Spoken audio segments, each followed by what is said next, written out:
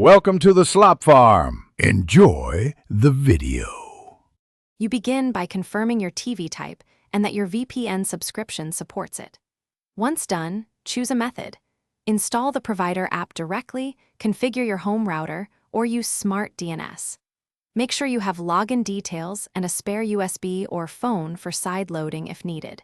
You should also enable developer or unknown sources on the TV when required, because that allows app installation. This first step speeds the rest of the setup and avoids mid-process stalls. Now you install and configure.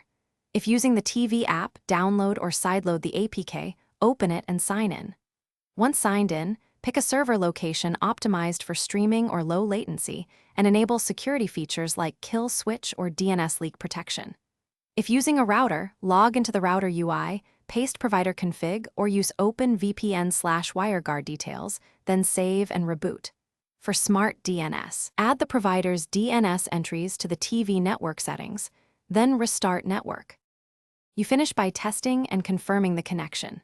First, run an IP/location check in the TV browser or launch a geo-blocked app to confirm the new region. Make sure to restart both TV and router to solidify settings. If content still blocks or speeds are poor, switch servers or VPN protocol, update firmware, and double-check credentials. If nothing works, temporarily disable the VPN to isolate the issue. Then contact your VPN support with logs and exact TV model for targeted help. Thanks for watching. Consider subscribing if we helped you today.